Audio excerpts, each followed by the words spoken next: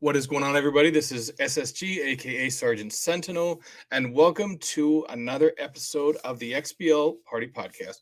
I am joined by Vinny, who is on the Talk Story podcast, and by Triple Combo Gaming, who is on the Doomslayer's Den podcast as well.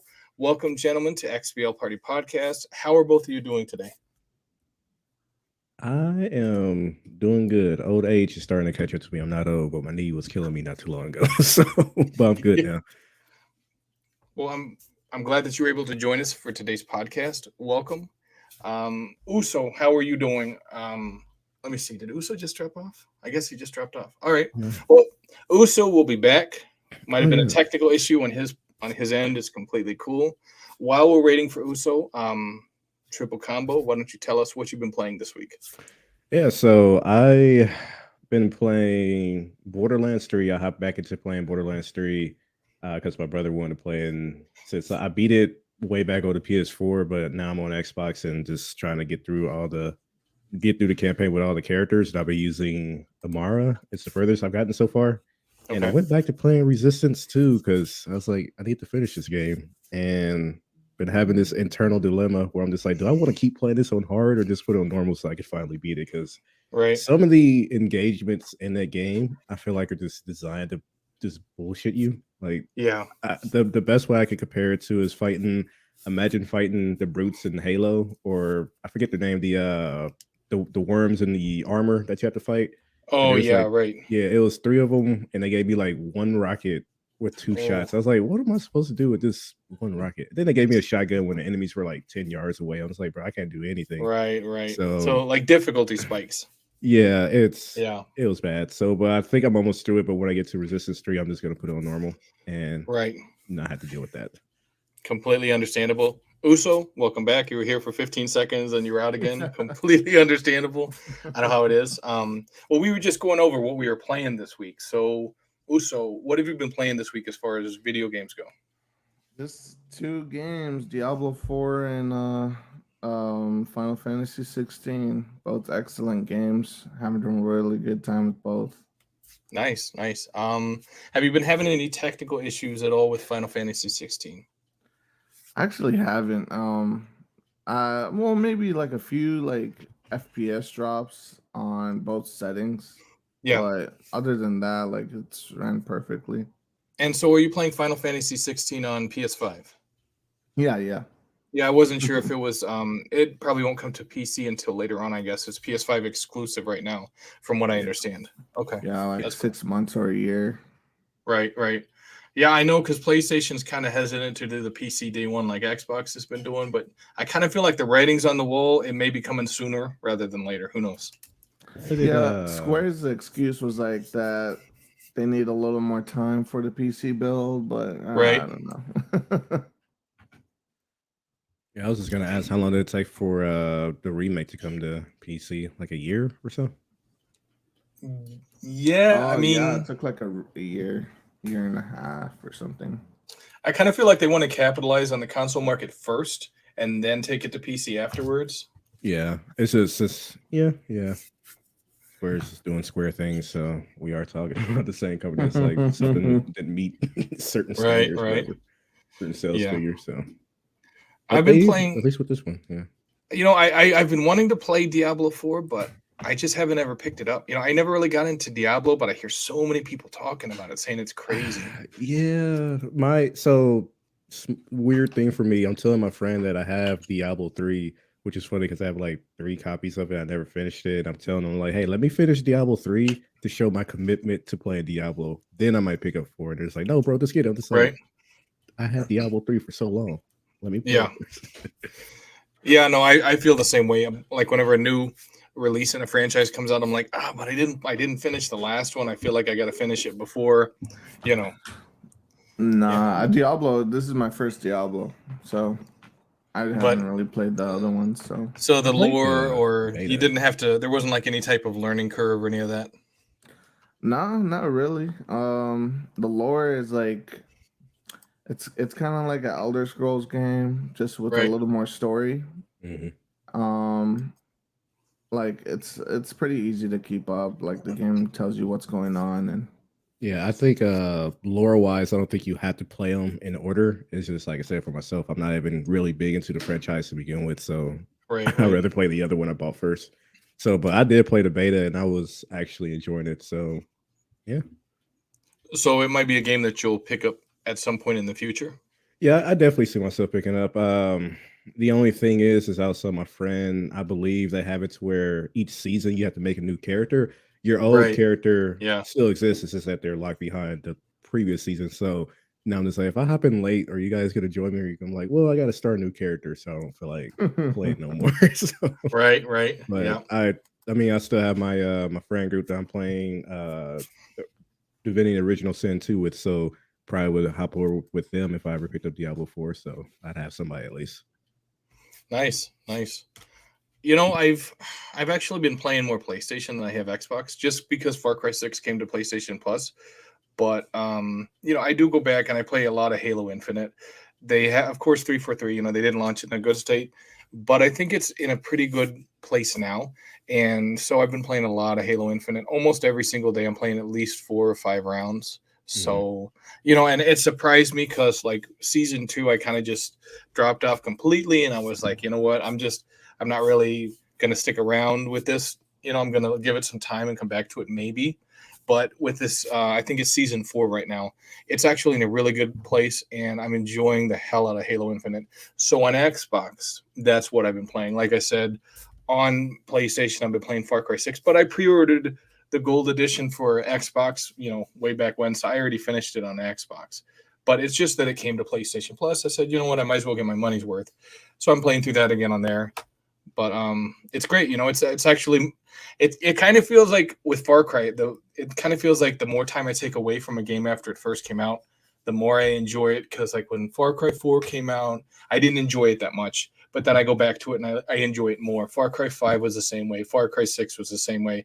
It feels like when I first play it, when it launches, I don't enjoy it that much. But then Mhm. if I go back after like, you know, 6 months, maybe a year, I actually enjoy it a lot more. Not sure why, but it's That's just that way. interesting. Yeah. Yeah, because like when it comes to live service games, like I play a lot of Destiny, so Yeah. early Destiny wasn't that great, but when you come back after they fixed a lot of stuff, changed a lot of things around, yeah, I was like, Right. yeah, it's much better. But with unless there's some, I know of course they have patches in 4 or in the Far Cry game, but Yeah. is it anything like content wise? You're just like maybe a different mindset, and now you're enjoying it. Yeah, I think it's because I look at the last game, and so I, you know, I have the expectations of the last game going into this newest game, and it's kind of disappointing because they're different experiences. You Mhm. know, so it's kind of like I'm setting myself up for failure, expecting it to be on the same level that the last one was. But when I'm able to kind of give myself time to get out of that mindset and I go in with that clean slate, it feels like I enjoy the game more, you know. So you know, and it's like I mentioned before that Halo Infinite, you know, being open world was kind of like a Far Cry step. Some people didn't like it, but I think it actually works for the campaign in Halo Infinite. So, Mhm. I, you know, it's still a game that I'm enjoying. So, yeah, yeah, all right, definitely. let me see. I know we have topics today. Always have topics, but a lot of times we plow through the topics sometimes, and we just pretty much, you know, 1, 2, 3, 4. But I want to take some time. We're probably going to hit the most important ones today, and you know, it'll give us some time to just discuss it rather than just trying to rush through them. You know, because when you rush through topics and you don't get people's opinion on those topics, it kind of defeats the purpose. You know, the first topic I want to get into, Satya Nadella, if it was up to him, he would get rid of exclusives. Let me see. I know it's in here. I'm going to read it so that we can, you know, and everyone listening can kind of have an idea the context that this was set in. Satya Nadella, he gave evidence on Wednesday during Microsoft's court case against the U.S. Federal Trade Commission, which is seeking to block the acquisition. We all know that. He said, I grew up in a company that always believed that software should run in as many platforms as possible. And that's just the Microsoft I grew up in. I believe in that. Asked if he was aware that Xbox had some games that are exclusive to its consoles. He claimed that this is necessary for Microsoft to compete in a playing field dictated by its more dominant rival Sony. he goes on to say, if it was up to me, I would love to get rid of the entire sort of exclusives on consoles, but that's not for me to define, especially as a low share player in the console market, that the dominant player there has defined market competition using exclusives. And so that's the world we live in. He added, I have no love for that world. Triple, when you hear this statement coming from Satya Nadella, what are your first thoughts about what he said in regards to the whole, the whole exclusive, I guess, the war, basically between PlayStation's exclusives and Microsoft's exclusives?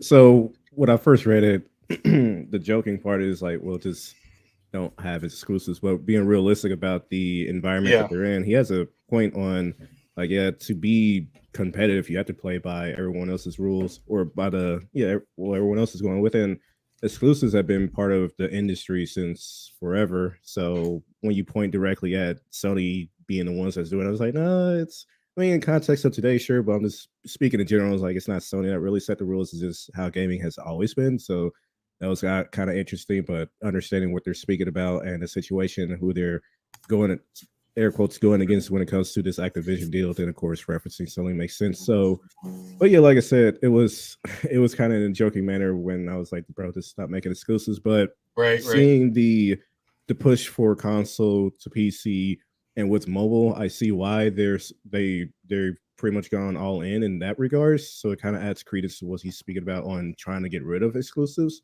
Yeah. But no, it's exactly that. Again, it's just, you got to play by the rule books of the industry if you want to be competing with everyone. Nintendo has their exclusives. Stadia was supposed to have their own exclusives. PlayStation, even Epic and Steam are doing, it's like storefronts are doing exclusives. So it's just, you got to play by the rules. And could we see a future where they get rid of them entirely? Maybe, we don't know. But I don't know. Some people are kind of trying to put this as a way of, now we're going to get rid of exclusives, or this is going to be a immediate future. But again, it's just, again, he's playing by just how the industry works. So it's not really a fault for him to continue doing that, regardless of how he feels about it personally. I understand continuing to do so regardless of how you feel about it. Yeah. So again, you're just doing what you have to do. Right.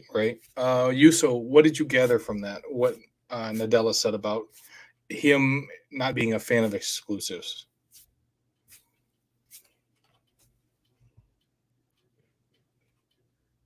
Did we lose him?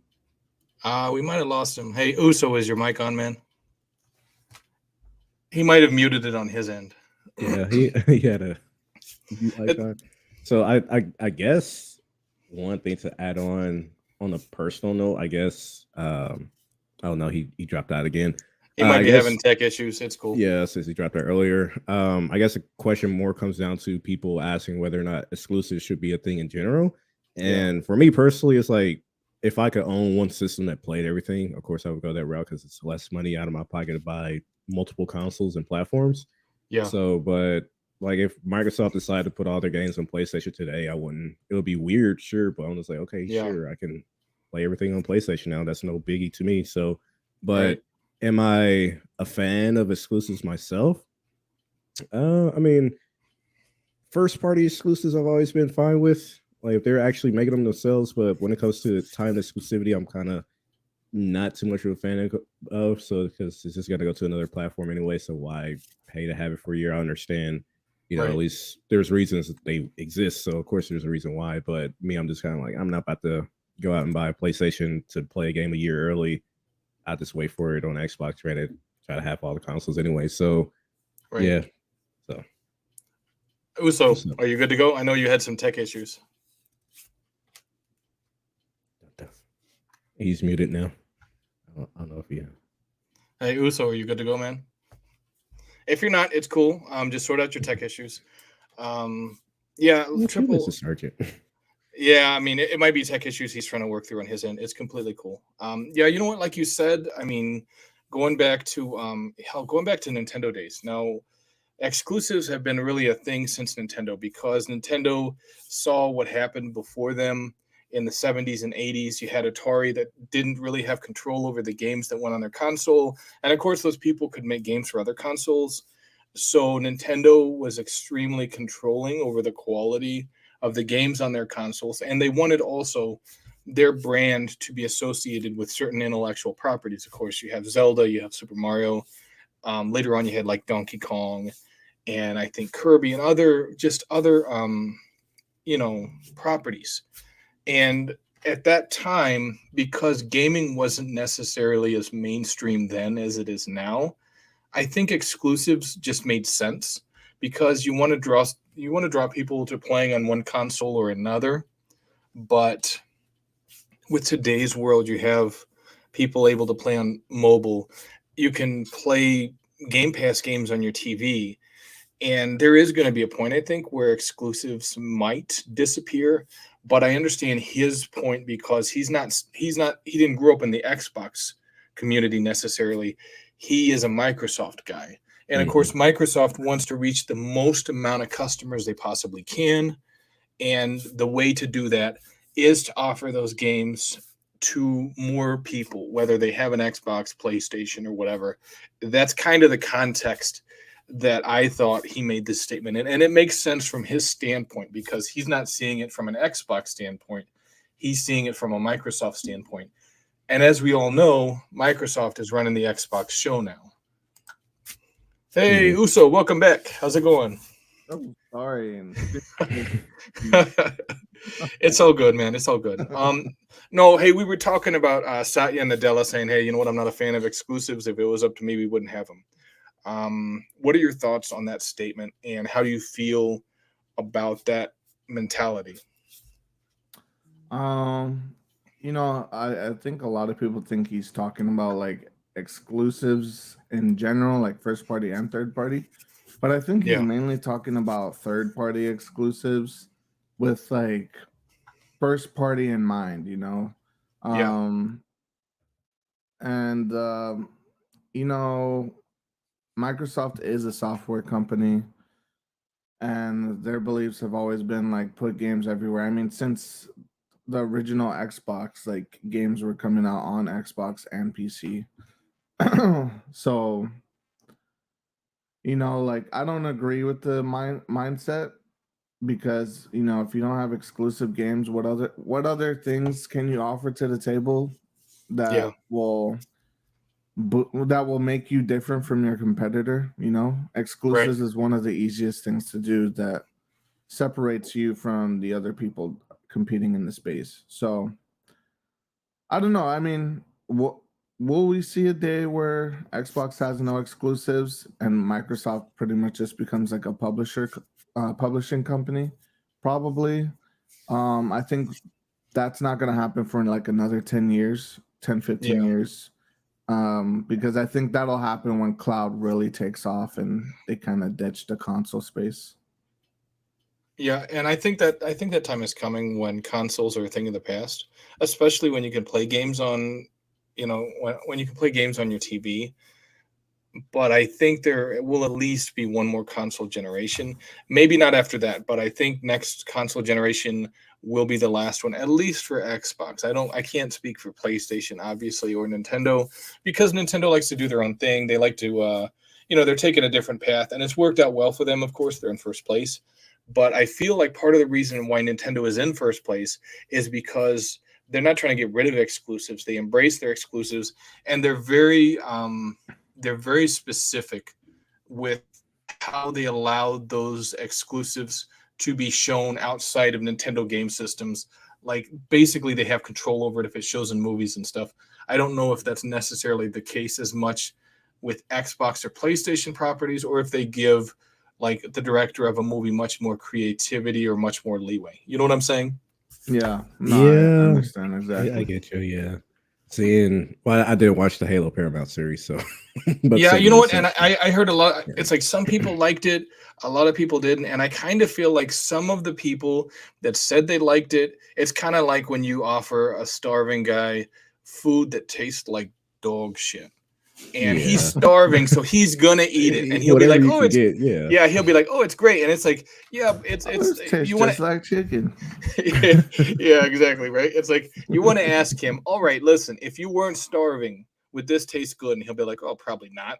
And it's like Master Cheeks, I don't think is what everyone had in mind when they were talking about a Halo show. You know what I'm saying? Yeah, and it sucks too because I was watching clips earlier of some of the scenes from the show, and I was like, man, I kind of wouldn't mind watching this if it was purely Master Chief just being Master Chief, but hearing the scenes that he has outside of the armor and stuff like that, I'm not trying to watch Halo and his personal life and his love story. I'm just like, I'm trying to see this dude kick some ass. Come on now.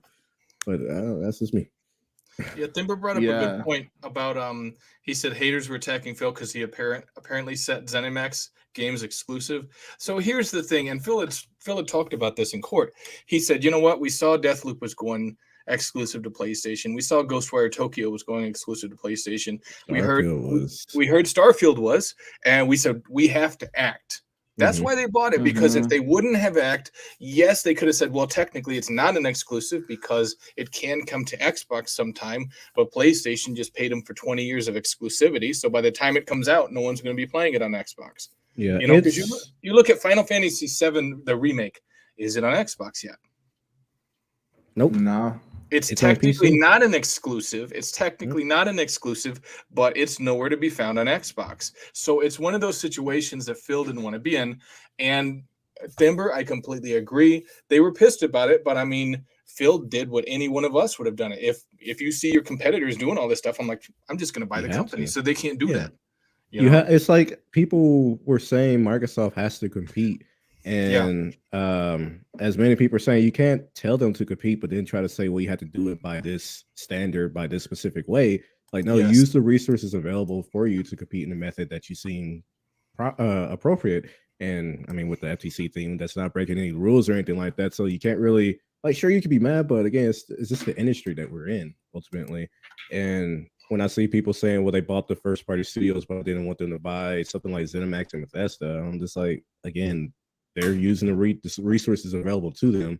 And people have said multiple times before, like, Xbox needs a console seller. So if you want to play Starfield or any other ZeniMax games, then there's the console. But again, that gives the importance of having access to the PC and the cloud as well. So if you don't want the console, then you're not required to get it if you want to play those games as well. So the exclusives suck, but you still have options to not have to go drop $500, especially if you have a decent computer or decent cloud connection or internet connection to play Starfield on your TV or your phone or little laptop. So they still got options for you, but again, you can't really get too specific on, well, you can do this, but you can't do that. But right. So let me ask you guys this. Now that we're on the topic about Phil Spencer and the ZeniMax exclusives. So apparently today, I think that's what you brought up, Sentinel, right? Where he said every ZeniMax game, new or old IPs, are going to be exclusive, right? Yeah. Like, I think he said on a case by case basis, though, right? All right. Today, so is this something new? Said, there's something new. The FTC revealed like an email that went out to like ZeniMax employees. Yeah, because he was being really, I'll admit he was being funny with the case by case thing. Yeah. And in legacy it's exclusive. So, but I mean, I'm not surprised, honestly. People are debating if ES or Elder Scrolls 6 is going to be. I'm not going to be surprised if it is, because it's not coming to PS5. Probably not. Yeah. But what do you guys think of him saying that? And then today it's revealed that the actual plan is all the IPs going forward are going to be exclusive. I mean, it's like, I think it makes sense because PlayStation didn't even buy ZeniMax, and they were already trying to make all the IPs exclusive. They were already trying to do that. So they're just fighting fire with fire. It's, you know, you can say all's fair in love and war, and business is very much like war. So all's fair in business too. You know, it's all good. Yeah, I mean, it's as I'm sure a lot of people are mad because it is business speak when they're asking them ahead of time.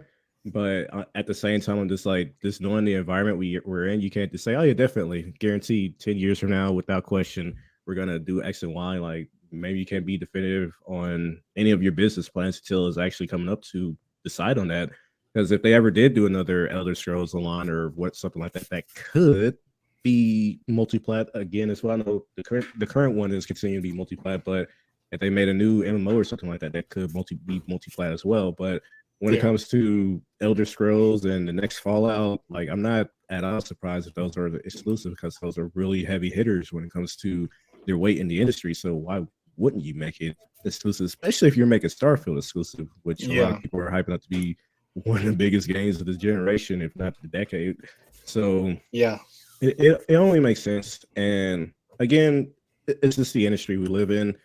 I know people say it won't be, it's not the same at all because one started as exclusive, but we all know how important God of War Ragnarok was, and Spider-Man is going to be in Horizon. So Microsoft buying up exclusives, they know how important they are, and you can't really fault them for doing so. Again, as you guys were mentioning, they made Deathloop exclusive. Ghostwire Tokyo was exclusive. Starfield was going to be exclusive. Yeah.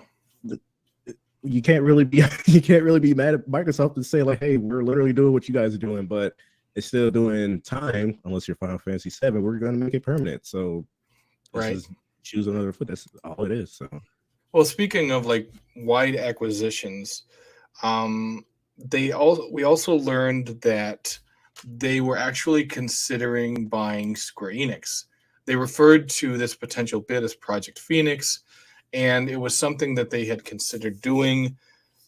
I know Phil Spencer publicly expressed several times a desire to purchase an Asian game developer, a particular Japanese studio, but this just is, I guess it didn't progress. It didn't pan out. What do you guys think about that purchase? And I bring that up because Square Enix has been very antagonistic as far as bringing their games to PlayStation, because PlayStation has said repeatedly that was Square Enix's choice. Do you think Square Enix, when Microsoft was trying to buy them, were completely like, nope, or do you think they were entertaining the idea? Oh, Uso's gone again. Oh, Uso. More technical issues. Yeah, so Triple, what do you think about that? I mean, that's interesting news. Was Square entertaining the idea? I'm sure businesses are going to business, so they maybe toy with the idea of if there's actual benefits to it. But in terms of it falling through, I'm not upset. Truth be told, I'm not really. How can I put it? I'm kind of. I guess I could say I'm kind of weird when it comes to acquisition talk, because I'm not really on the side of yes, go buy everything. So I'm not like, yeah, you guys should have bought Square. I'm like, nah, if they do, they didn't, and if they do, they do. But I'm not rooting for them to do so. Aside from the Sega talk, kind of funny. So yeah, no, I completely get that, because then if you have Microsoft buying every company out there, they're all essentially answering to the Microsoft board, and they don't have independence. Exactly. So it's like I said, if it's one of those things that if it happens, then sure, but I'm not gonna be champion on I'm seeing lists of people saying what they should buy. I'm like, I don't really care for that. But so plus, I mean, just knowing the history of Final Fantasy and the Square on PlayStation, I'm not a fan of it possibly being exclusive to Xbox. I know I'm not a fan of Final Fantasy VII missing Xbox, but I'm not a fan of the reverse either, especially since freaking was the Crisis Core Reunion came out on Xbox, but Remake and Rebirth are still going to be exclusive. So it's interesting to know that they were playing with the idea and just listing off developers and publishers they were interested in. I'm not all too surprised, because it's just what is our business strategy, and you toss out these ideas.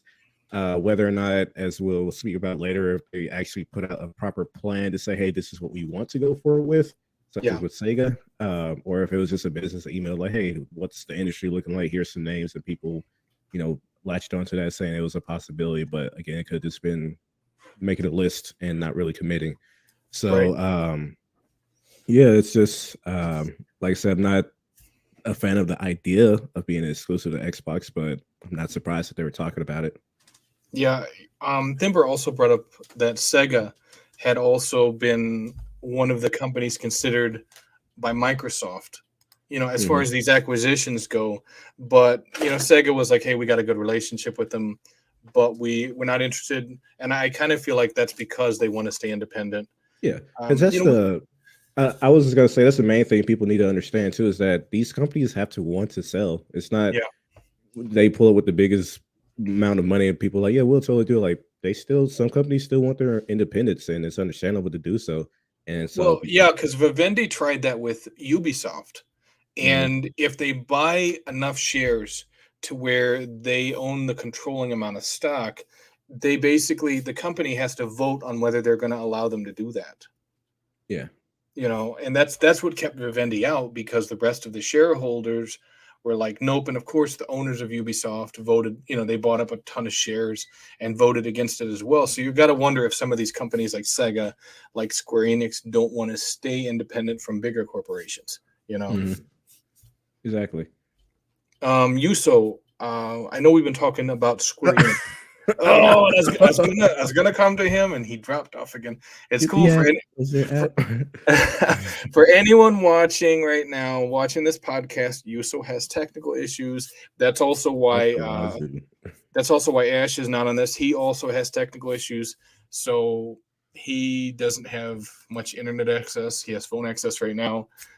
So it's apparently a lot of people are having it right now. Completely cool. We're gonna move on to our next topic. Give me just a second. Let me see. IO Interactive's in development fantasy RPG is going to be an Xbox exclusive. Internal documents list Project Dragon is an Xbox console exclusive, in addition to PC, of course. That's exclusive. Let me see. That's according to internal Microsoft documents shared as part of the ongoing FTC versus Microsoft trial over the acquisition of Activision Blizzard. So because of this court case, of course, we're seeing a lot of these documents they didn't want to share. They wanted them to be a surprise. But now we've learned that one of the games IO Interactive is working on is going to be a fantasy RPG, Xbox console exclusive. Of course, we know the other one is a James Bond game, which is obviously going to be multi-platform. But they're referring to it as Project Dragon. It's an RPG shooter for PC and the Xbox Series consoles. RPG shooter. Yeah, it's interesting. Give me a second. Let me open the door for Yuso. He just came back. Sounds like a fantasy. Hey, Yuso, welcome back. Okay, so just to catch you up real quick, Yuso, we're talking about IO Interactive because of these court documents that had to be brought forward because of the whole Microsoft versus FTC case. They revealed that IO Interactive is working on a fantasy RPG shooter that's going to be an Xbox console and PC exclusive. Project Dragon or Project Dragon?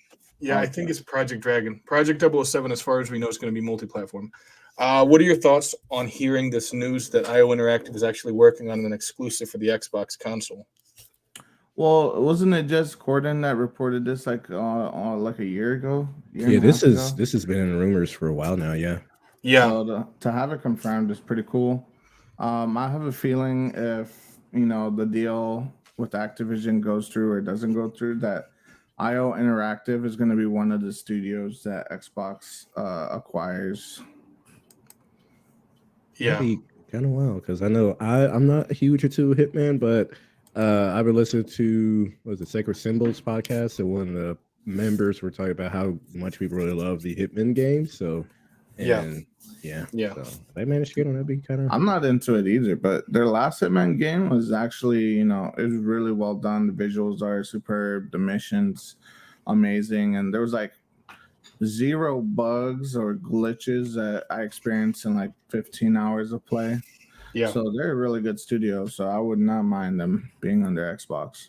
They had their most recent Hitman, and then of course Hitman 2 before Hitman 3. And I had both of those. I wasn't really a fan of them too much, but Hitman 3, I saw a lot of good things. I actually pre-ordered it. And you're exactly right. It was very well polished. It was a fun game. I actually enjoyed myself a lot. And shortly after that is when we learned that they were working on a James Bond game. And some of those segments in Hitman 3, it felt like it could have been James Bond. Yeah, they felt James Bond. And I was like, you know what? They're testing the waters and kind of trying to get an idea about how you do some of this stuff. That's what those levels felt like. But it was perfect hearing that they were making a James Bond game. I was like, yes. They could do James Bond. They could do John Wick. They could do Hardcore Henry. Like, they're a really good studio. Like, the sky's the limit with them. Gosh, it's Jason Bourne. Right. Yeah. Yeah. I do want to take a moment to welcome everyone who's watching our podcast right now. Thimber, of course. Kiernan, 717. welcome. I didn't see any other names in the chat right now. I haven't been watching it too closely, but if you are watching this podcast, thank you so much. Obviously, I do want to give a shout out also to our channel members. Let me see. A shout out to Muppet 1169, Thimber, UK Dazarus, Slayer Exclusive Gaming, Darren, Matt Kelly, Web Dave, Wandering Dutch, Shadow Mall, Back from the Dead 1, Paul AFC, BMG, and some random BMG gifted. He gifted a subscription to the channel to some random. We don't know who it was. So thank you so much for subscribing to the channel. Of course, it's not hard to subscribe to the channel. To become a channel member, it costs you 99p, whole bunch of exclusive videos and perks. So definitely join today. Also, you can visit our website for daily gaming news and reviews, xpnnetwork.com. Definitely check it out. So continuing with the James Bond thing, Triple, did you play Hitman 3 at all? And what are your thoughts about not necessarily just the James Bond game, but IO Interactive as a potential partner with Xbox for exclusives in the future?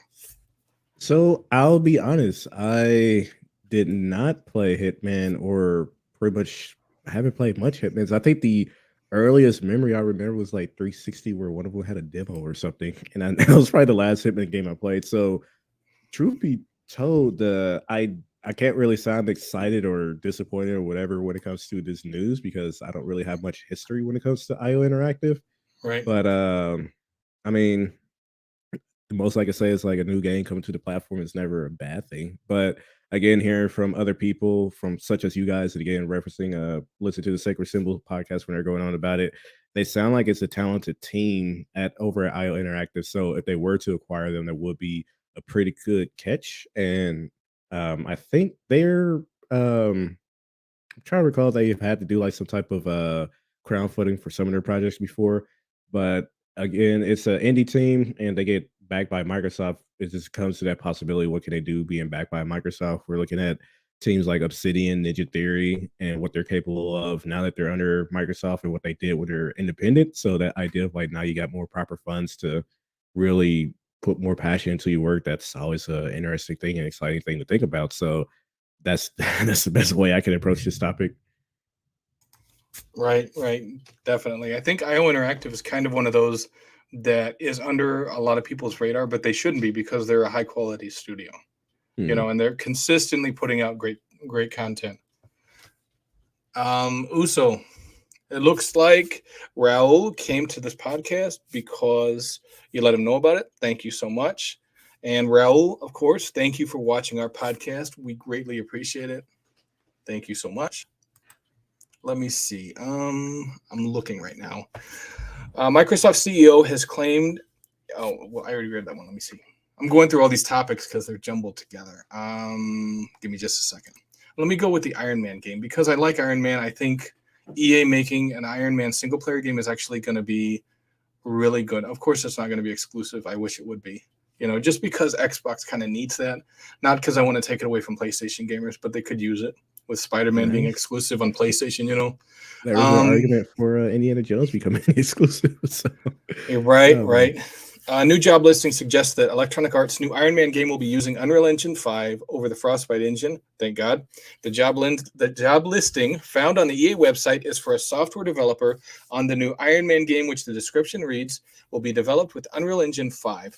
Required qualifications for the role include proficiency in Unreal Engine 5's audio system, including working with audio components, audio graphs, sound cues, Unreal's blueprints, visual scripting.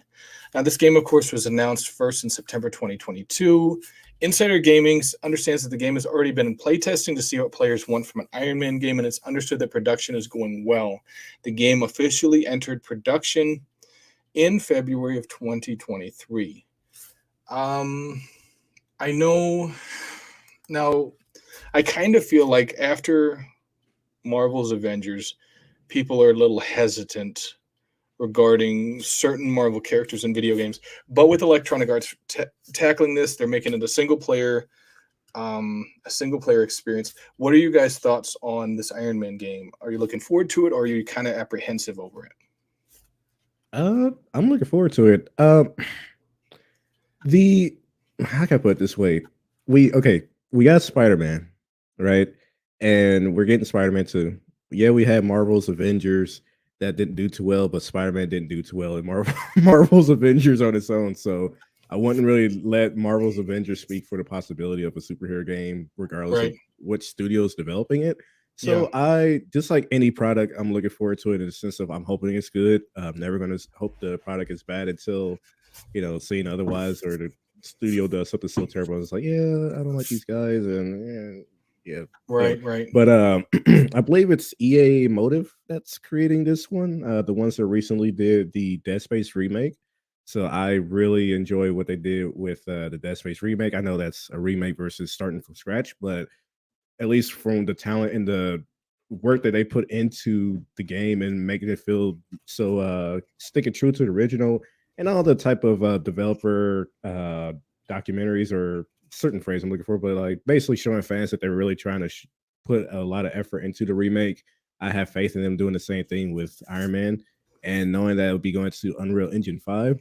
Not saying I know my way around when it comes to game engines, but just knowing that Unreal Engine is a lot more used in the industry versus Frostbite. So I'm hoping it'll be a lot more easier to develop for, and they're not pulling another Anthem and trying to use Frostbite for flying controls and everything like that. I'm really looking forward to it. So I'm hoping it's good, and really can't wait to see how it looks. And like I said, Dead Space already had the little floating controls in ZLG, so they were practicing something. So we'll see how it pans out.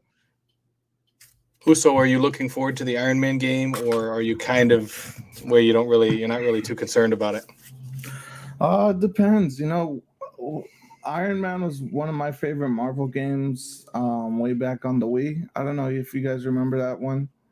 It was on the Wii. I did play it on the 360. PS3. Yeah. Yeah. So that game was a lot of fun. I mean, the main thing is the loop for Avengers was what really like killed the game, and then the microtransactions was like the cherry on top, Right. So if they can nail the gameplay, and I'd understand if there's like microtransactions. That's just the age we live in with video games. But Right. as long as it's not like overdoing it where there's like 200 different suits that you have to buy, like, I'm fine with it. I But, think. yeah, I look forward to it. Go ahead. Oh no, Go ahead, that's all. Triple. I think Triple was going to say something. My bad. Go ahead. I'm trying to remember Spider-Man, because Spider-Man had the different suits, but I can't remember if they had like special effects added to them, or were they purely cosmetics. They did. Yeah, they did in game.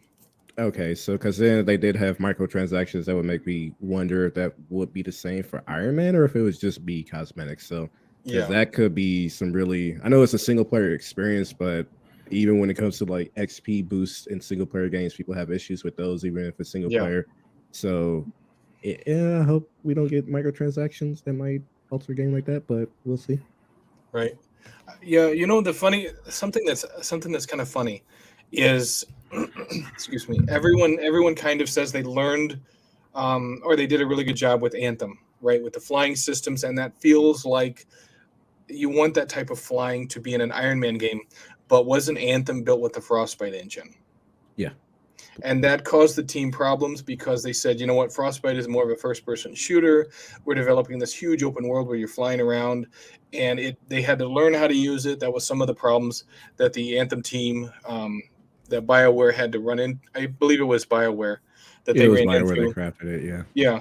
So it's nice to see that EA says, you know what, okay, we're learning from our mistakes.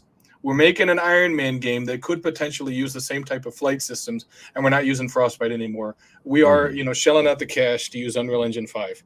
That, in my opinion, is a good move by EA. It gives me some confidence that this game is going to be good. Yeah, definitely. It's just like with Respawn Entertainment, where there's like, we're not using the Frostbite engine for the first Jedi Survivor game, or Fallen Order. So seeing that they're allowing their other teams to branch out and use Unreal engines and other engines, I'm like, yeah, you're finally doing what's right, letting the teams do what they need to hopefully put out a good product. Yeah. And I know Uso had said Iron Man back on, a couple generations ago was a great game that he enjoyed a lot. I really feel like if Electronic Arts markets this well, that they're going to draw that crowd back. Yeah, because Crystal Dynamics Marvel's Avengers was lacking, but I feel like Iron Man still has almost a cult following, and that if they market it right, they're going to draw a lot of those people back to this game. Yeah, I don't know. Maybe it's just me personally. Again, it wasn't. We all wanted Marvel Avengers to be better, but I can't just look at something from because that was people. Was that people? No, that was what studio was that did Crystal Dynamics that did it, and even at least the bit that I played, I haven't played through the full campaign, but the bit that I did play, like the single player portion was decent. At least when you really took control of one superhero and they really try to build the game around, or some of the play spaces and some of the cinematics that happen were really tailored to that one hero. So make it a single player experience. Like we've seen it with Batman, we've seen it with Spider-Man, where you dedicate a single game to one hero, you can really flesh out that character, and you don't have to worry about Black Widow running beside the Hulk trying to fight a freaking raid boss. You know what's funny though, right? Is like Black Widow, in my opinion, was one of the best characters because her gunplay and how she moved felt extremely polished. It was quick. It was responsive. It felt perfect in that type of game. But you had other characters, like in my opinion, the Iron Man flying on the rails it was not very limited. It felt so limited compared to something like Anthem, and that's not what you want. And again, referencing when they put Spider-Man in the game, how they did Spider-Man compared to what we got in Insomniac Spider-Man. It's like you just limit what you can do with the characters in that type of game. So I also think Crystal Dynamic can't really do a multiplayer game like that.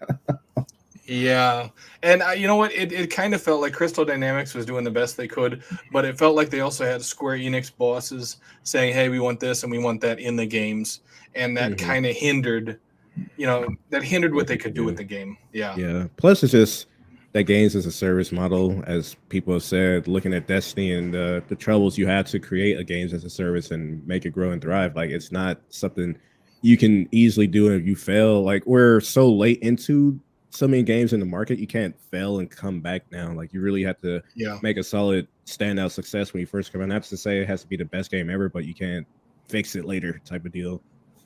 Talking about Crystal Dynamics, according to an article that came out, they said Perfect Dark. We know Crystal Dynamics, of course, is helping Xbox and their studio, The Initiative, work on Perfect Dark.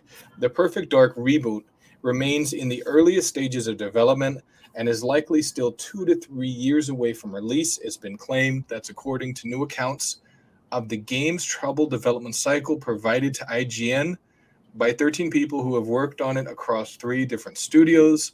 Recent plans also reportedly appear to be leaning towards some form of episodic release for Perfect Dark, although this could yet change given how far out the game remains. Are you guys a fan of the Perfect Dark concept that we've seen thus far? And do you think this news is do you think it kind of kills the mood, so to speak? To be honest, like I've been saying this since they revealed the trailer. I'm a little confused as to why they chose Perfect Dark. Not because Perfect Dark was a bad game, but to bring Perfect Dark to modern day gaming. With like modern controls, modern visuals, and to have it have an interesting game loop today. I feel like that's a bigger hurdle than actually releasing the game. Right. With the news of it coming to 2026, I can't say that I'm surprised, because it's just been going through really big development issues for the past couple years. And I think it's only now picking up its stride since Crystal Dynamic picked up the slack from Initiative. Yeah. I know when they first talked about Initiative, they said, sorry, hit the wrong button. they said my heart dropped. I thought my right. again. Yeah, no, I have a potato, but it's still working, thank God. No, but like they said, hey, you know what? Initiative is going to be quadruple A, or I think one of the news sites called it quadruple A, Yeah, and it's kind of like you got to be careful when you're throwing terms around like that because Rockstar puts out the best games in the world, and it's a triple A studio. You mhm. can't say it's quadruple A, even if you're dropping $1 billion on it. It's still triple A. You know, Yeah, so the whole quadruple A thing didn't make sense. And then it yeah. turns out they can't manage themselves and they have to call an outside studio to come in and do all the work for them. It's kind of like you guys got to be careful what you tout to your public, to your customers, because it's just embarrassing, you know. Mhm. Yeah, I need to really look at this, see where that quote came from. Because truth be told, every time I heard quadruple A and people were using that to rub it It in wasn't. I don't Microsoft's think it was face, Phil, but I I think was someone like, It else. was Matt Booty. okay, Matt because I was Bodie. like, There you someone said like, yeah, don't you set those expectations Yeah, and exactly like Matt you said, Booty start making to a like, booty out of himself is what he was doing. like you have so many triple A games out there. You add a quadruple A, okay, now you're setting so high expectations from a studio that hasn't even proved Yeah, itself yet. And I know they were talking about industry leader and talents, but I'm just like, well, we see how it turned out. So touting the talent isn't enough. Um, why just to touch on the IP coming back? I'm not too surprised given that there is an absence of that spy. Well, I mean, actually, I don't think they've gone too in depth as to what we can expect from the gameplay, but just the whole spy yeah, part. Like I don't know the last time we got a Splinter Cell or Metal Gear Solid, so I could see trying to get something in that market and just knowing that you had this IP for so long and want to revise it or yeah, revive it. I understand going back to it. Um, I mean, it's been a long time, really long time since I played the original. Uh, so I can't really say I have like a huge connection with Perfect Dark as an IP. When I heard that it first was coming back, I was like, oh yeah, I remember Perfect Dark, and I remember playing it and getting stuck, and I think I used like a cheat code and broke the game somehow. So that was my yeah, experience with it. But yeah, it's just this. This is why I prefer if you don't announce projects so early. I understand announcing projects is a form of marketing to try to get and hiring to try to get talent into the studio. So yeah, I understand doing that, but when you're announcing it so early on, just referencing Everwild, which they said they didn't really have a solid concept of what the game would be, it's just like don't announce it and just yeah. work on it till you have a solid foundation of what you want it to be. I think I remember when was it Drew? I might be saying the wrong name. It's just popping up in my head. Drew Murray, I think he was working Yeah. on a team. I think there was a shot he shared one time saying Phil was playing a version of Perfect Dark. So they Yeah. had something, but as you said, since Crystal Dynamics has joined on board, things obviously fell apart. So it just sucks to hear that they announced it so long ago. We might not see it till 2026, but same thing's kind of happening with Fable, but it seems Fable's kind of sort of going more smoothly in comparison. So at the now correct me if I'm wrong, you guys are familiar with Hitman. Don't they do episodes for Hitman and stuff Yeah. like Yes. that? Okay. And I would assume those are so my question to you guys then is how long are the episodes and how are the pricing Right. structure? Right. You know, they may be using the Hitman. They may be using like Hitman 2 or Hitman 3 as the structure for how they do it because if Joanna Dark is a secret agent, she's going to be on missions. Hmm. So you go into the mission, you can achieve your objectives however you want, and in that respect, it's going to be a lot. It's going to be a lot closer to Hitman 3 than people might realize. Yeah. And so the reason I'm asking is if we already have a game in the industry doing something like that, I'm curious on how people feel about Hitman. Again, it seems like people Right. love Hitman 3. So the idea of it being episodic isn't a huge turnoff if we already have an example of when it's done right. So that's where it pretty much does come down to if it's done right. But at the same time, if I had a preference, I would say I just like a full product. But again, if they're going this approach, I'll just circle back to what I said earlier about, hey, I hope you guys do the best that you can. And it's a really good approach that you guys are going for and you nail it correctly. But only only time will tell with the initiative and just what the game's going through right now. So, but I don't know, man. I just again I kind of wish they held off on announcing it. So it's just wait and see. And I'm just curious on what's the initiative's gonna look like maybe like 5 years from now with how things are going with them and whether or not the studio would stick around after the first Perfect Dark. But who knows? Maybe once they catch their stride, they'll put out something good. But for their first outing, it's yeah, not so great. I think the Hitman episodes are like $20, and they have like 10 missions or something like that. If so, it was pretty good. I don't really see anybody complaining about it. I mean, there were complaints at launch, but since then, I haven't heard any complaints. I got you. Well, I mean, it's not like, you know, it's a Grand Theft Auto game, because those games, if you have a mission, when you complete the mission, you're done with it. It's essentially the same thing as an episode. So if that's how they're telling it, that's not an issue for concern. You know, everyone can just chill out and relax. I guess it just comes down to people not wanting, because it's kind of the issue I have with Destiny. I mean, if you play live service games, how they have, we got the major expansion. Okay, the story won't continue from a year from now, but since that's not the case, I guess another question: if you can recall, like the time window between releases and how long it would take to do like a full episode? Because I guess I can understand people don't want to play like episode 1 and then wait a year for episode 2 or something. Well, and that's going to depend on a number of things. That depends on how many people they have in their studio. That depends on whether their manager is real relaxed and lets them work like 4-hour days, or whether he's basically saying, hey, you know what, 10-hour days until this gets done. I mean, it depends on a number of things, you know. I think the Hitman episodes were like 4 to 6 months in between. Okay. Yeah. So I think really, well, that's IO Interactive though. I mean, it's like Crystal Dynamics could work at a different pace. Again, I'm just kind of referencing Hitman, and since it's something the industry's familiar with, and if they're comfortable with Hitman approach, then and then, like you're saying, it still varies on their studio talent. If they could hit the same release window, then maybe it won't be as bad. But I think, and it really depends on who you ask. The whole episode thing, people were kind of, because this has been hinted at with Perfect Dark before, and the issue was people like, oh, well, Game Pass is going to make games become episodic, and it's Game Pass fault, and this is what we could expect from Microsoft going forward to afford Game Pass. So that was really the biggest issue, I guess, is fear mongering when it came to first mentioning episodes for Perfect Dark. But as we see with how all their other studios are being, how they're performing, like Obsidian's been tossed out games and everyone else is doing their own thing. So now that we see that the initiative, how they're approaching with the initiative in Perfect Dark doesn't apply to everything, then really is this a nothing burger until otherwise. But like I said, Perfect Dark has so many other issues to deal with in general. That's like the least of my concerns at the moment. Yeah, I definitely agree. I did want to take a chance to tell everyone, hey, thank you for checking out our podcast thus far. Back from the dead, UK Dazarus, you both hopped in. Welcome.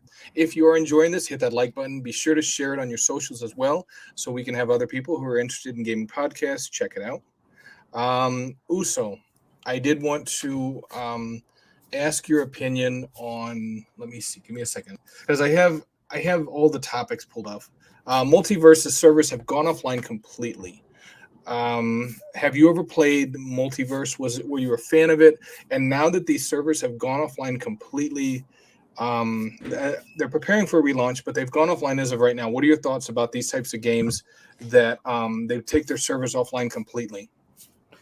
So Multiverse is preparing for a relaunch. Is that correct?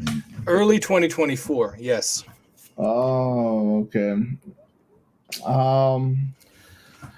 That's tough, man. Like, I can understand that they have to turn off the servers. But for consumers, man, it's like it'll be hard to trust you again with people's money. Like, because Multiverse had microtransactions, even though technically it was supposed to be like a beta or early access program. Early access, right.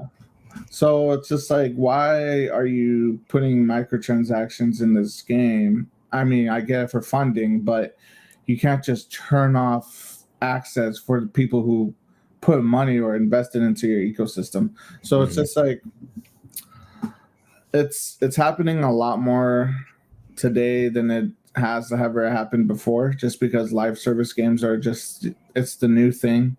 Yeah. And we're gonna see a lot more. We're gonna see this happen a lot more than we'd like to see, especially with PlayStation now, Right. investing in 10, 15 different gas titles. As a consumer, I would tell people, don't maybe throw in $5 if you like, $10, but for gas games, man, like you gotta wait it out a year before you start investing into it. It's like it has to have legs like Destiny 2 or Apex or just big hitters, But yeah, I mean, it sucks. It sucks. It's never a good thing when games shut off their servers. The first thing that came to mind when I read this was Overwatch. You remember how Overwatch 1, they shut off the servers, and Overwatch 2 was live, but people were having to wait 8 hours to get into the servers. Yeah, that whole mess. It just seems like they're not, they're not managing shutting off these servers, especially if you're bringing the game back. I can understand if a game is going offline and it's going to be offline forever. It happens. But with a game, we're going to bring it back in early 2024, especially like you said with the microtransactions that weren't necessarily supposed to be there, especially since it was a beta. It's kind of like the developers need to read the room, so to speak. You know what I'm saying? Mm-hmm. Were you a fan of Multiversus Triple? And what are your thoughts about them pulling it offline to repackage it and bring it back in like 6-7 months? So I really only put like a few, maybe not even an hour into it. So not really wasn't a huge fan. I play not a lot today now because I get my ass beat in Smash Bros. But I played a solid amount of Smash Bros. Right. So I was interested in seeing their approach and seeing all the cartoon characters and DC characters, etc., coming into it. So that premise was kind of cool. But like I said, when I actually play, I was like, I'll just play Smash Bros.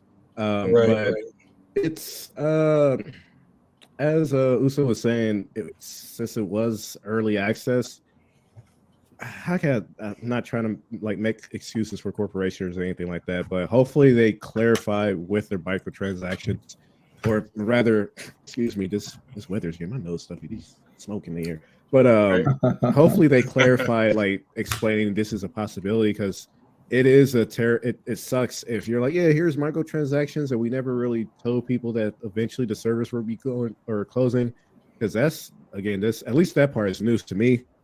I know with I reference back to Final Fantasy 14, where I think they did that with Realm Reborn, or what happened prior, where it was like, we got to shut this down and work on it.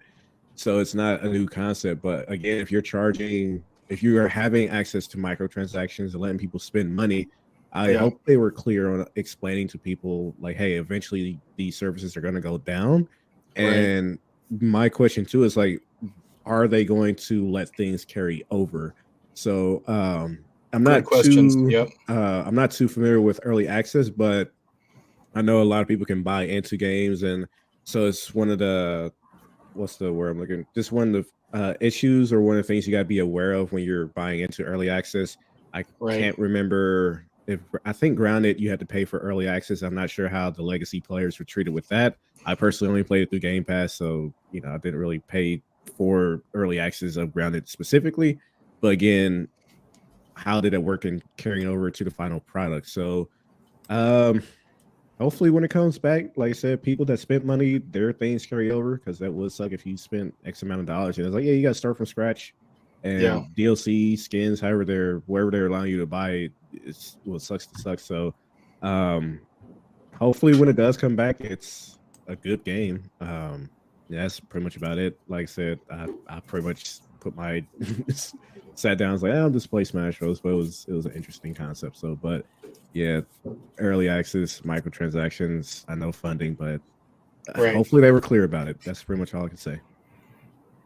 Yeah, I know a lot of people were talking about that game, but to hear that they're pulling it offline and they're like, hey, we'll bring it back next year, especially like you said, when people spend money, it's kind of like you want to let people know ahead of time, hey, you know what, it's going to be offline, but you want to let people know ahead of time, like several months, so that they can kind of say, hey, you know what, am I going to spend money that I may not, for these microtransactions, for these costumes or whatever, I may not be able to use in the future, or do I just want to wait until they relaunch it, Yeah, definitely. And I'm curious on, like, how early on, I mean, I'm not part of the team, and if we all worked on projects before and it turns out things can change early on to late end of a project, I just want to know how early did they know that plan of shutting it down? And that's where I'm starting to, like, as Uso was saying, you lose people's trust if you knew well in advance, but you didn't say anything until last minute. So it's just not a good look. But hopefully, when it comes back, they deliver on the consumer, and that's pretty much about it.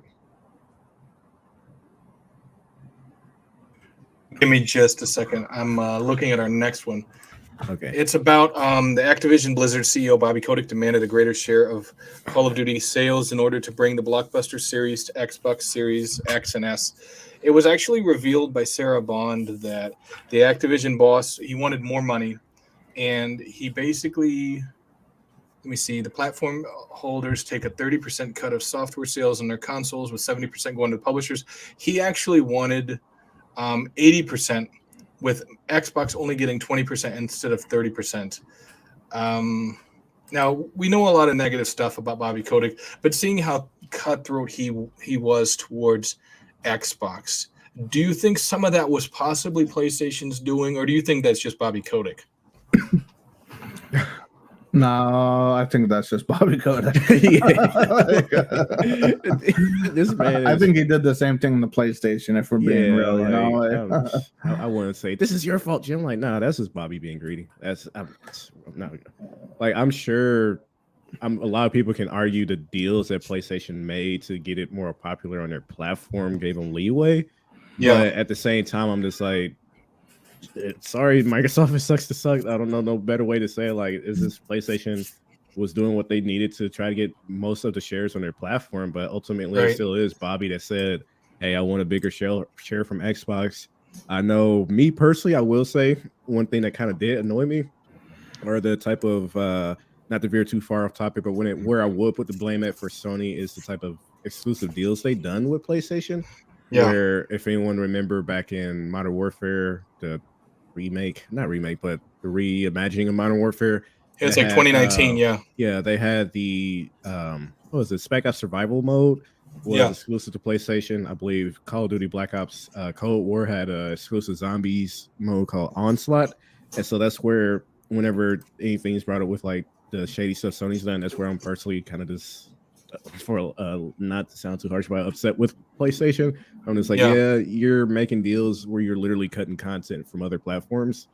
That's not good. So that's where I would point the finger at for PlayStation and doing some shady stuff with the Call of Duty IP and Activision. But going back to Bobby Kotick and demanding a bigger share, that's just Bobby being Bobby. Like, I'm not gonna say this is your fault, Jim, but it does kind of seem like he is a snake in the grass, so to speak. But it kind of feels like in this court case, you're really learning how snake-like he is. And you're kind of like, Microsoft, as soon as you buy Activision, you need to throw this dude off the bridge. Need to get rid of that dude. He's just bad news. He's abusing his employees. He don't give a shit. He's making almost $60 million a year to be an asshole to everybody. And it's like, please, Microsoft, send this dude packing the moment you sign that contract. This definitely. The history of like stories like, we had to cut dev team because money. I'm like, bro, you just got like a couple million in bonuses. What are you talking about? I know, right? That's like 25% of their budget for this entire game, and it's going in your pocket. Like, you need it. Oh, ridiculous. Yeah. But I think the split's the same with PlayStation, isn't it? It's like part of their marketing deal. Like, hey, you want marketing rights to Call of Duty? I think it's 70-30. Oh, okay. It's 70%. Yeah, because 70% goes to Activision, 30% goes to PlayStation. But Bobby Kotick was like, I don't want the 70, I want the 80. Mm-hmm. So, Jesus. Yep. Yeah. I mean, again, it's like everything we've seen. It perfectly matches how he is, but it's like the more you hear about it, you're just like, man, I can't believe this guy. Yeah, it just. Hearing about it, I'm sure it's not helping the FTC's case at all. Like, that's just, again, not saying, Microsoft go buy everything, but when things like this come out, it kind of just adds to why they have to make some of the moves that they've been making. Like, they're going to keep it exclusive, and hopefully they don't turn around and do the same thing. But at that point, that's just business. Main thing I hope they don't do is like ship an inferior product on PlayStation despite owning it on Xbox if it goes through. But again, if you're dealing with losing out on exclusive modes, if you're dealing with having to pay a bigger revenue share because of your position in the market, then I understand saying, hey, let's screw it, let's just buy the publisher at this point. Again, going back to ZeniMax and how they were missing out on Deathloop and Ghostwire, it's like, screw it, we can't keep letting this happen. So right. Mhm. So they had to buy Bethesda just so they could get Starfield, so it wouldn't go directly to PlayStation. People say like, oh, Microsoft's being greedy. I'm like, they really got no other choice. Yeah. To keep the Definitely Xbox not. division alive, they need to cut deals like this, because it's like they've been paying more for less for the past since like 2019 and behind 2019. Like, so for them to like start getting competitive, it was necessary for Xbox to continue as not even just like a console maker, but as a gaming division as for Microsoft. Yeah, no, I agree. Talking about Starfield, they might not have any physical discs. Now, I know this came out Inserted Gaming was talking about it. It was actually from a tweet by Bethesda support. They said, answering someone's question, they said, hello, all physical editions include a code for the chosen platform. There are no physical discs. Now, while they didn't reply to this, I believe the Spanish Bethesda account on Twitter had actually said it depends on the edition. For example, the standard edition has a disc, while the Constellation edition has a code engraved on a collector's item, which you can see in the image of the tweet, and it shows the collector's item with the case and the watch. And what are your guys' thoughts about the possibility that Starfield might not actually have a disc? I mean, is that something that you guys are kind of like, oh my God, I can't believe it? Or is it something that you're just kind of like, well, it's not really that serious? I've been digital for years, so like, yeah, I guess people don't like the whole DRM thing and like not having actual control over your titles, but in reality, all these games require updates to even run. Right. And so they need some sort of connection to the internet for you to be able to play them. Right. So, right. Yeah, I'm pretty much in agreement. 99%, if not 99.9% of my collection is digital at this point. And I think really depending on, it varies from developer to developer, but I think that's kind of becoming more of a norm. When you get like the higher special editions with games, they'll ship you the game, like all the physical additional bonuses, but here's a download code. So the most I would say, I wonder why they never ship the code with like a steelbook, because I've heard multiple times like, dang, I got a steelbook, I can't put a disc in it. I'm just like, yeah. So I can understand people's frustration there, but I believe they did come out and correct and say that the standard will have actual physical editions. Is again when you get the higher editions, and that's when they're missing. So it's kind of physical is just becoming phased out, unfortunately. And we see with like, I know was it Alan Wake 2 is not going to have any physical. It's all digital. All digital. Yeah, so it's just it's just getting phased out. So I understand people's frustration. They want to use their disc, but I'm just gonna be honest. I don't use physical a lot myself, so I don't really have much of a leg in the race to say. Just like, No, I completely get it. Especially with Game Pass, and you look at the Series S. How many consoles they sold at the Series S? That's all digital. So for a lot of people, a lot of people aren't going to care. Look at how much games cost nowadays too. Like Horizon was $212 million. Ragnarok was like $250 million. Yeah. I'm sure these companies and publishers are trying to cut corners anywhere they can. So the easiest option is, okay, we got to cut out physical. We can't continue to do physical on everything. Yeah, the only thing I will say is like, please stop selling everything at full price on digital. Like, I ain't selling this no more, but company's gonna company. So now I'm just shouting at the sky at this point. But no, I mean, you know what? That makes sense though. That makes sense because they can say, oh, $60 or $70 because we got to print the discs and we got to ship them all over the world or all over the country or whatever. It's like, you don't got to do that now with digital, so you can make it $50. And Exactly. it's not going to be that serious because you don't have to spend the gas on those trucks and all that other stuff. Now you can sell it and you're still making money, but it's just digital information that's going from your server to our Xbox. That's it. Very simple. Company's gonna company. It yeah, so I will say this, I haven't looked into it myself in a while, but the only bad thing, the main bad thing I should say, with all digital future is definitely lack of sales happening, or at least with who else I was watching the Act Man. He was talking about Call of Duty and how freaking dang near every Call of Duty is still full price, even ones that are like 10 years old or something like that. So I'm sure that's not. I know Steam does have their sales and everything like that, but just that aspect of games not going on sale, call Nintendo doing it now Right, anyway. right. So I Yeah, understand you that know, point, and but talking about price tags, Microsoft, it actually came out that Microsoft, or well, I guess Xbox, purchased Ninja Theory for $117 million. So 107, yeah, 117 million. I don't know how much Insomniac was purchased for, like but I think It was 200. like 250 million. Yeah, yeah, yeah. You know, so I kind of feel like they're like, hey, you know what? They were basing that price tag on Ninja Theory's potential just as much as their past because they put out some really good games in the past. And you know, with what we've seen from Senua 2 or Hellblade 2, Senua Saga, it's looking like they're gonna make a really good looking game. I don't know how it's gonna play, but again, yeah, you it's know, Sounds a like game. it's like now good you looking movie. now you got to wonder because with how good it looks, you got to wonder how much Hellblade 2 is costing Microsoft. You know, like you said, Horizon, what was it? Horizon Forbidden West Forbidden cost West was 212 200. million, right? So Yeah, and that was pretty good looking. So yeah. it Well, now you're kind of like, well, how much is Hellblade 2 going to cost? You know, yeah. It's That is a good definitely up question there. too.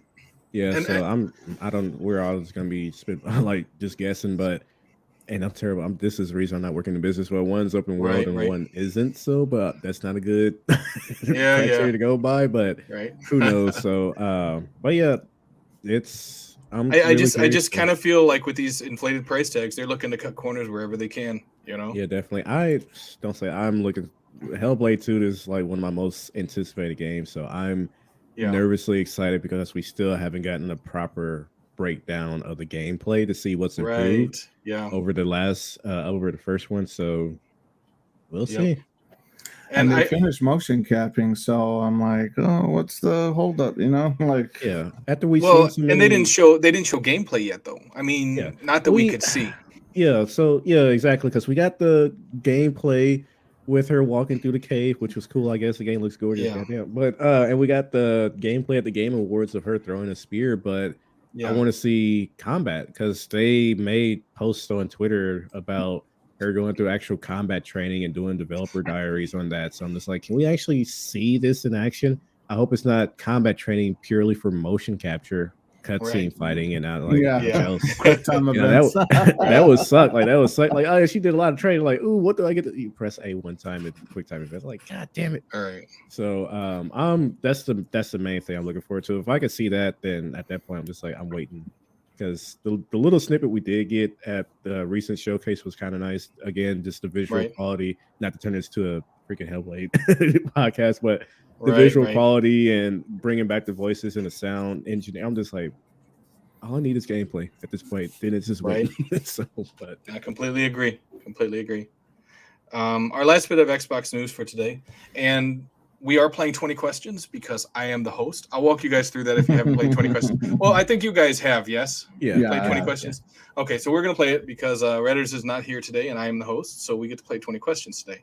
But before we do that, our last bit of news is Microsoft is giving away a special Xbox Series S designed to look like a Barbie dream house. UK Daz, you were in luck because I know that's exactly the type of Xbox you'd love to have. You or Thimber, you can both enter.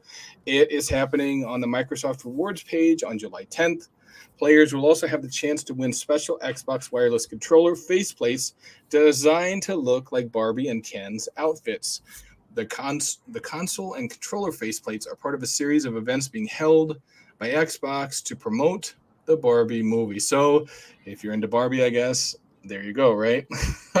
Can't say I am, but some people they like the pink, I guess. you know So, what? Y'all having fun.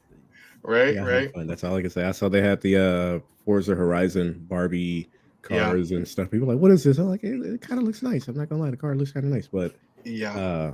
yeah. You know what though? I think it's a Corvette. I think it's what it is. The pink Corvette. It would look a lot meaner if it had like the black rims and the black on the side instead of the white. You know, model it after like Bret Hart or something. Then it would look a lot meaner. But yeah, that's going back. Yeah. All right. So with that, it's time for our last bit of news. Or I mean, our 20 questions that we're playing today. Before I jump into that, though, I do want to thank everyone that has thus far jumped into our chat. Muffet, of course, you're late. That's completely cool. Redders is not here, so he's not gonna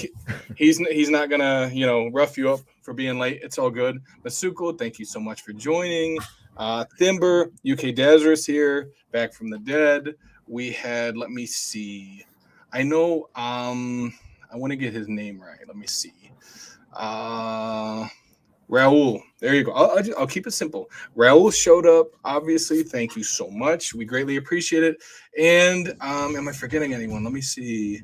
I think I got everyone. If I did forget you, again, I apologize, but thank you so much to everyone who has tuned in thus far. If you are enjoying it, hit that like button and be sure to share it on socials so other people can check it out as well. Without any further ado, we are going to jump into 20 questions. Now, for everyone listening in the chat, here's the way 20 questions work. I have a game in mind. Guests, Triple Combo Gaming and Uso Vinny, are going to have to guess. They can ask me yes or no questions. They have 19 questions. The 20th question has to be the game, basically. So they have 19 questions to narrow it down. And they can use private chat to communicate back and forth if they have to, so that they're on the same page. And, of course, if they guess it on or before the 20th question, the XPN winning streak continues. However, if they don't guess it, our winning streak is over. Triple, Uso, do you guys have any questions? No, let's get it. No. Although, now right. I think about it, it's like, it's not my winning streak, so I can just plummet on purpose, right? No, Right. Oh, man. All right, so proceed whenever you guys are ready. Like I said, I have a game in mind. Just ask me yes or no questions, and we'll work our way towards what the game is. Did it come out on the now current gen consoles, or like launch, like if it's cross-gen or anything like that? Did it come out on the current generation consoles? Yes, launch. No. To specify, no. Is it? Did it come out between 1985 to 1990? No.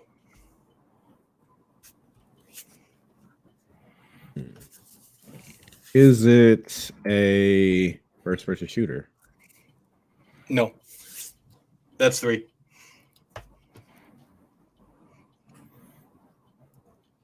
Is it an exclusive to any sort of console?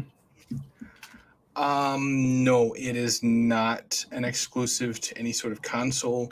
Now, keep in mind, it might have had a short period of timed release, but it's not an exclusive. It's not an exclusive title. Timed release, okay. I believe it might have, but it's not an exclusive game. It is a multi-platform game. You said no to a first-person shooter. Is it? It's not a first-person shooter. Yeah, Said it was not a first-person shooter. Yeah, I was just repeating that one. Is it an RPG? No. Oh, okay. I think that's 5, right? That's 5. Yeah. Yeah. Keep it tally. Did it come out during the 360 PS3 generation? Yes. Okay, there we go. 360 PS3 generation. Oh yeah, obviously you guys can't use Google or your phones or anything. You got to use your gaming knowledge. Title. Gotcha. Yep. Okay, so 360, PS3, not a first-person shooter, not an RPG. Third-person action game? Yeah. Yes. Third-person action. Third-person action. Is it a? It's Triple already asked if it's a shooter, right? Yeah. It's not a first-person shooter. Is it a third-person shooter? Well, he asked if it's a third-person action game. Now, I will give you this freebie, so Uso, you can just hold on to it for a second. It has shooting in it. It's third-person action, though. Third-person action. But it does have shooting in it. It does have shooting. And chat, you can help them out. Don't just put the list of games. Just tell them questions that they could ask. Because we had that in chats previously. They said, hey, it's this game. And I'm like, they can't say that because then if it's not that game, they lose. So, we got to narrow it down to pretty much. Yep. So, was that considered a question or are we still on 8? That one's 7. I didn't hold that one against Uso. Okay, so we're question. You got anything else, Uso? Another question? I was going to say, is it made by a Japanese company? No, that's 8.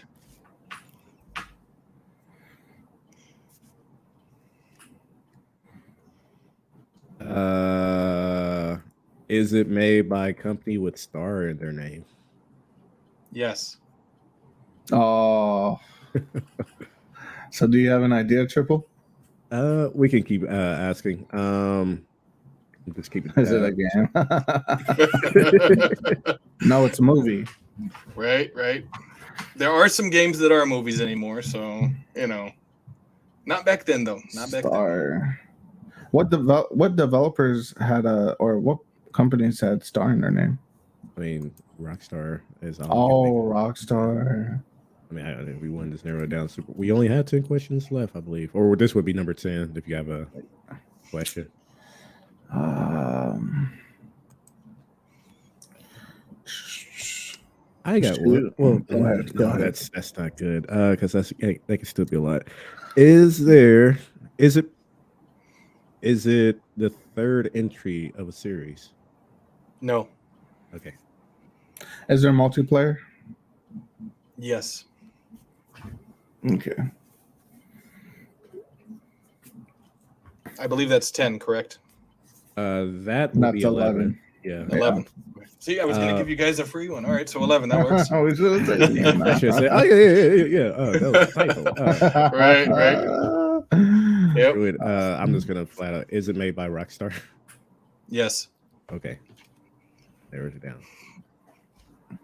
It's either GTA 4 or GTA 5.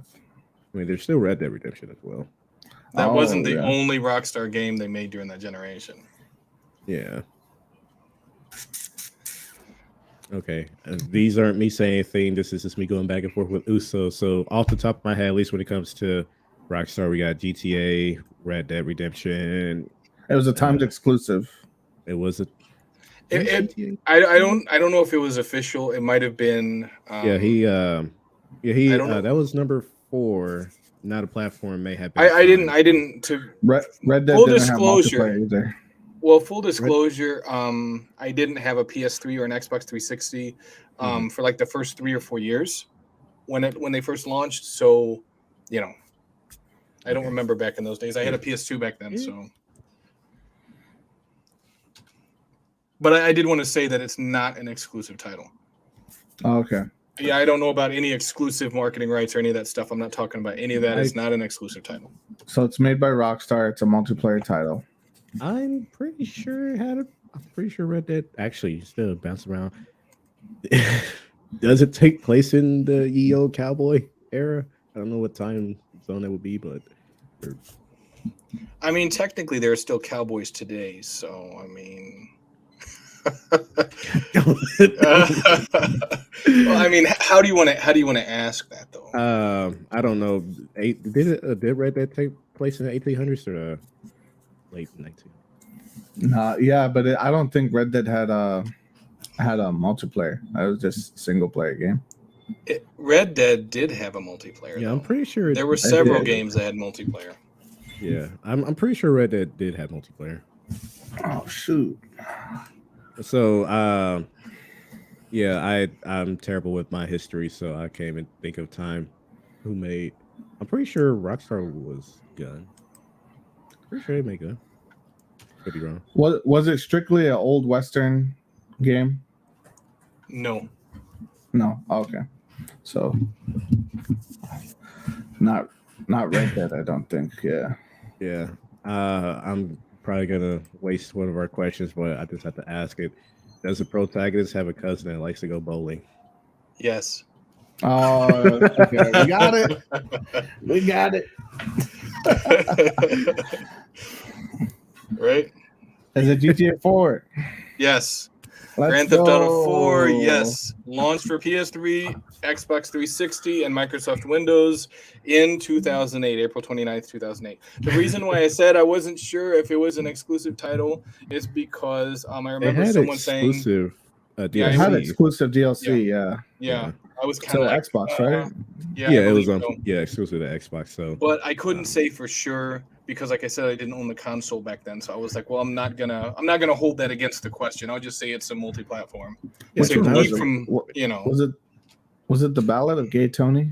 I'm pretty sure all the DLC were exclusive for a set amount of Oh, time okay. because it was Yeah. Sons of Liberty or something. I don't get that. I don't know why he's saying Sons of Liberty. I'm sure that wasn't right, but yeah, Balligate 20 and something else was exclusive. So The Lost and Damned. Lost and Damned. There we go. Yeah, that was the Biker Wars DLC. Yep. Outstanding. The XPN winning streak continues. Thank you so much, Uso and Triple, for helping us maintain our winning streak. We greatly thank you. appreciate it. Let's go. Nice. I still need to beat GTA 4. It was another one of those games I put more time into and never beat it. Oh my You know what's god. crazy? I've never played it in my life. It is, you know what, graphically it is a little rough and the driving takes getting used to, but it's a great game. The storyline is it's a great storyline. It is a lot of fun. It's not on the same level from a gameplay standpoint that Grand Theft Auto 5 is, but it is still a lot of fun.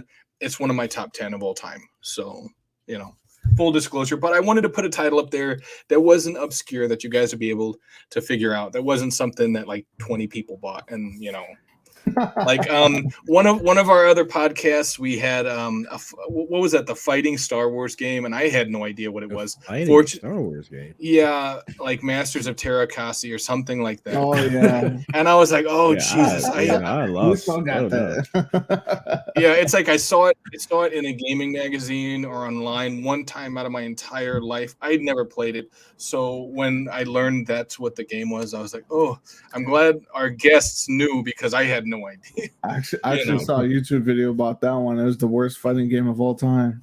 Yeah.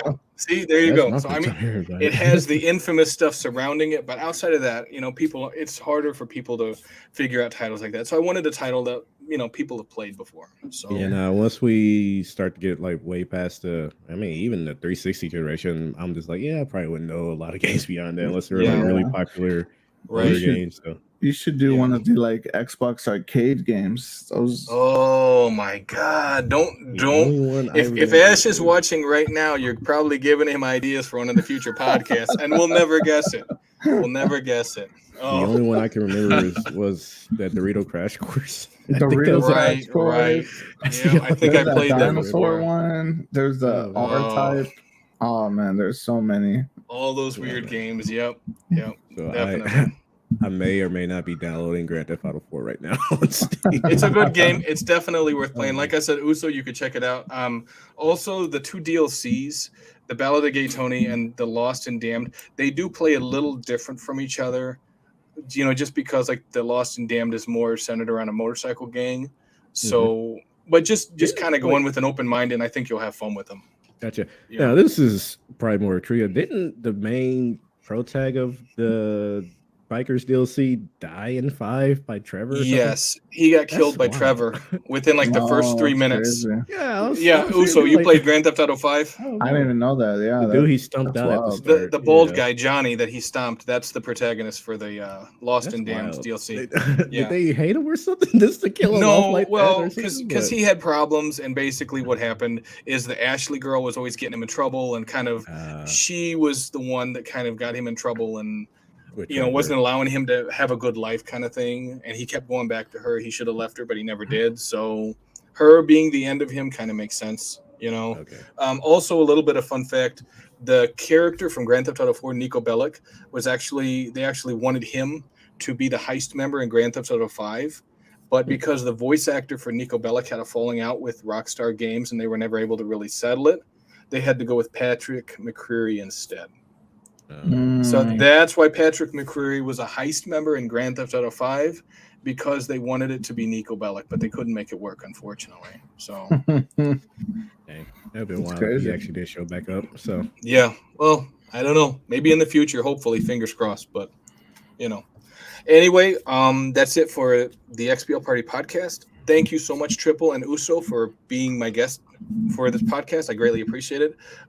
Uso, I'll come to you first. Do you want to tell our viewers and listeners where they can find you on social media and on your podcast? Oh, I don't know if you guys want to find me on social media. Right? No, you can look me up at Hawaiian Guy 808. I think it's right below my StreamYard title. Yeah. Same ad on Twitter, or you could just look up Vinny and you'll find me. Right now, we actually might not have a podcast. We're actually probably moving straight to just gaming media. So if you want to check us out, go to Talk Story Media. We're rebranding at the moment, so there's a lot of things happening, but we're doing our best to cover gaming news, just like these folks at XPN. Nice. So follow him on Twitter for all those changes coming up, so you guys can keep an eye on it. Triple Combo Gaming. Do you want to tell our viewers and listeners where they can find you on social media and on your podcast? Yeah, so Twitter, YouTube.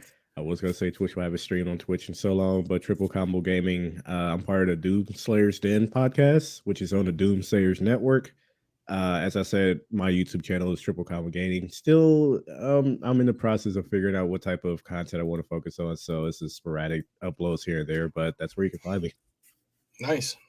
As for myself, obviously, I am on the XBL Party Podcast. It's every Thursday, 2 p.m. Central Time. I'm also on the PSN Party Podcast. That's on Tuesdays at 2:30 p.m. Central Time. If you're overseas in the UK, that's going to be 8:30 your time. I know BMG, BaldManGamer, who is a regular on our channel. He is one of our panel members, and he is actually the more than half the time he's the host of the PSN Party Podcast. He has a Destiny podcast. It's on Sundays, but it's not every Sundays. It's dependent on when they come out with content. So just follow XPN Network, obviously on Twitter, and that's where they will say, hey, you know what? This is when the Destiny podcast is happening. As for myself, SSG Sentinel, as you see it below my name, Sergeant Sentinel, says at SSG Sentinel, Twitter, Twitch, YouTube, it's all the same. On YouTube, obviously, I have a gaming-focused YouTube channel. It's all about game reviews, game news. Sometimes I do live streams. You can definitely check it out there. Follow me on Twitter. Sometimes I tweet a little too much, but it happens. It's all good. And like I said, I am on the XBL and PSN Party Podcast. Check me out there. Last but not least, I do have a novel for those of you that like action novels, thrillers. It's on Amazon, The Hunt for Jenks Fargo. You can check it out on my link tree on Twitter at SSG Sentinel. So definitely do that. One last thing, I do want to thank everybody that did show up in the chat. Muppet, Back from the Dead, Masuko, Thimber, Raul, Yuki Dazaris. Thimber, if I am forgetting anybody, I apologize. It's not intentional, but thank you so much for checking it out. If you enjoyed it, hit that like button. Be sure to share it on social media so that other people can check it out as well. This is SSG, aka Sergeant Sentinel. Thank you so much for checking out our podcast today, and we will see you guys next time.